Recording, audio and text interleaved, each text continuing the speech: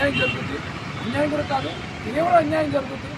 దయచేసి మా పక్షాన నిలబడుతూ మేము కరోనా టైంలో ఫ్రంట్ వారియర్స్గా గుర్తించిన మీరు, అలాగే డిప్యూటీ సీఎం గారు మీరు తమరిద్దరూ మా పక్షాన ఉన్నారని ఆశపడుతూ పత్రికాపూర్వకంగా మీకు కోరుకునేది ఏంటంటే, జిల్లాని ఒక యూనిట్గా చేసి వర్గీకరణ చేపట్టవలసింది కోరుకున్నాం. ఆ వర్గీకరణ కూడా కులగణన, సమగ్ర కులగణన జరిగిన తరువాతే వర్గీకరణ చేపట్టాలని, ఈ వర్గీకరణ జరిగిన తర్వాతే ప్రభుత్వ ఉద్యోగాల యొక్క నియామకాలు చేపట్టాలని పత్రికా ముఖంగా కోరుకుంటున్నాను.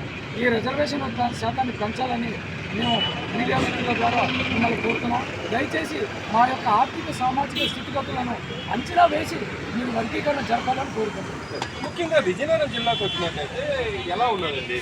మాల, మాదిగ, రెల్లి ఈ కులాలన్నీ ఎంత జనాభా కాదు?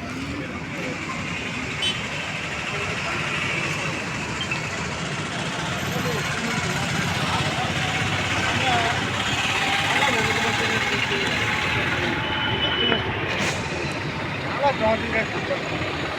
ఈ జిల్లా మొత్తంలో చూసుకుంటే ఈరోజు వెళ్ళి కనీసం 30% ఉంటారు ఓవరాల్గా చూసుకుంటే. కానీ ఇక్కడ కుల గణన అనేది స్పష్టంగా జరగటం లేదు. ప్రభుత్వం దాన్ని పెద్ద దృష్టి కూడా పెట్టడం లేదు. ఎన్నికల కోసం, ఓటింగ్ కోసం వాళ్ళు ఏవేవో పరుగులు పరిగెడుతున్నారు. ఈరోజు ఈ ఉదయం మందకృష్ణ మాది చేసిన పోరాటం మన ఆ జోలికి వెళ్ళక ముందు మీకు మాట్లాడుతాను. ఈ సచివాలయ వ్యవస్థ వచ్చిన తర్వాత ప్రతి ఒక్కరి దగ్గర ఎవరు ఏ కులం, ఏ ఇంట్లో ఎవరున్నారు, కులాల వారిగా అది ఆల్రెడీ ఒక డేటా అనేది ఉంది కదా. మరి ఆ డేటా ప్రభుత్వం తెలియదంటారా? ఆ డేటా మీరు మీ అనుసరిస్తున్నారు.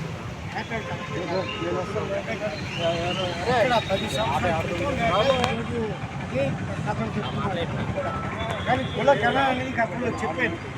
ఇప్పుడు కూడా దాన్ని అంగీకరించి కుల గణన కాకపోతే తీసుకొస్తారు. మరి ఆ మాట నిలబడాలి కదా. ఈరోజు మందకృష్ణ మాది పోరాటం వల్ల ఏదో ఓట్ల కోసం ఏదో కావాలి. ఈరోజు ఓటింగ్ కోసం కాబట్టి తెలంగాణలో వెలుగులు వస్తుంది. ఇక్కడ తెలంగాణలో మాదిగలు ఎక్కువ ఉన్నారు. అదే ఆంధ్రాలో చూసుకుంటే ఎస్సీలు ఎక్కువ ఉన్నారు, మాలలు ఎక్కువ ఉన్నారు. ఆ తర్వాత క్యాడర్లో వెల్లి వాళ్ళు వస్తారు, మిగతా వాళ్ళు వస్తారు. వెల్లి కులాలు కనుక ఉప కులాలు 20 ఉన్నాయి. ఆ 20 కులాలను కూడా వెల్లి కులాలతో కూడా మన క్యాటగిరీలో చూడాలి.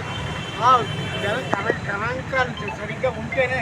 కానీ ఎంత దారుణం అంటే ఎవరికి గౌరవం పరిస్థితి వెల్లి కులాలకి 1%